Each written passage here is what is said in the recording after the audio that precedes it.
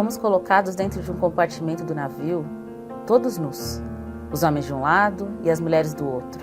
O espaço entre o chão e o teto era tão baixo que não podíamos ficar em pé.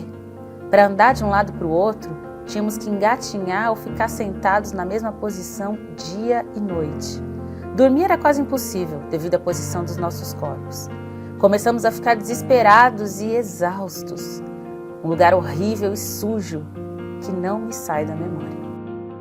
O relato do navio negreiro foi lido pela jornalista Letícia Vidica, que representa a voz de Mahomá Baquaqua, um dos poucos escravizados a escrever uma autobiografia no século XIX. Essa é a história de um dos quase 6 milhões de africanos que foram sequestrados e trazidos escravizados para o Brasil. A revisão da história adaptou o termo diáspora a um tipo de imigração forçada dos judeus para as populações negras. Durante quase 4 séculos, o Brasil criou uma máquina movida pelas engrenagens do trabalho forçado, violência física, sexual, negação cultural, social, religiosa e com a proibição de direitos. Mas, contra isso, havia o Quilombo. E ele resiste até hoje. A nossa reportagem está em Salto do Pirapora, no interior de São Paulo. Nós acabamos de chegar aqui no Quilombo do Cafundó. Você provavelmente já usou essa palavra, ela vem do idioma banto, significa lugar distante. Essa comunidade aqui ela é centenária, data lá do século XIX. O senhor de escravos doou essas terras para o Joaquim Congo, que foi um escravizado que veio aos 12 anos de idade aqui para o Brasil. Ele casou, teve família, que criaram essa comunidade, hoje já centenária, que abriga 32 famílias. E quando a gente chega aqui, a gente vê um pedacinho do passado no presente. A começar por essa casa, que imita as casas de antigamente aqui do Quilombo, que eram feitas de madeira e de barro. É muita história para contar daqui para frente. Parte da riqueza do Quilombo vem da terra. A plantação vistosa, há anos, é ameaçada por diversas tentativas de invasão e tomada da posse. Apesar de antigo, o governo federal ainda não reconheceu a propriedade quilombola do Cafundó. A gente só vai conseguir mesmo bater no peito e falar a gente venceu a luta dos nossos ancestrais a partir do momento que a gente tiver a titulação.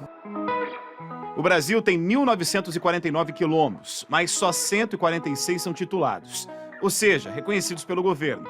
Esse título é o que garante a regularização das terras e também assegura às comunidades rurais, indígenas e quilombolas o direito às políticas públicas. A Solange organiza imersões em quilombos. A gente traz as pessoas e elas estão esperando um quilombo imaginário, aquele dos livros antigos, de negros fugidos, né? E aí elas chegam e encontram comunidades vivas, cheias de resistência, cheias de valorização e cheias de orgulho de serem quem são, e começam a aprender e a entender esse território e esse espaço. Estes quilombolas falam o cupópia, um dialeto antigo formado por 140 palavras. É uma herança ancestral que mistura 5 idiomas. É a língua dos pretos, como eles dizem. Tamucanda no Enjó de Jambi, que está escrito na Casa de Deus. Mais que histórias, vários sítios arqueológicos têm sido revelados no país, com provas físicas do horror escravocrata. Quem anda no bairro da Liberdade, em São Paulo, pisa sobre o antigo cemitério dos Aflitos. Há 2 anos, durante o trabalho em uma obra ao lado de uma capela mortuária que ainda existe, foram encontrados remanescentes humanos. Esses achados estão trazendo de novo essas pessoas que foram apagadas ao longo do tempo. A arqueologia está trazendo elas de volta para o contemporâneo. E qual o maior desafio deixado pela diáspora negra? Para a presidente da Comissão da Verdade sobre a escravidão da UOB paulista, é o trabalho. Nós, pessoas negras, continuamos nas esferas de trabalho, nos trabalhos mais precarizados, no subemprego, apesar de nós sermos a maioria da mão de obra que constrói a nossa sociedade.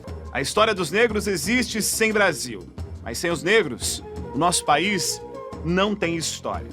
E para a sobrevivência dos quilombolas, o Alex aponta um caminho. É resistir por resistir e para existir. Eu resumiria isso.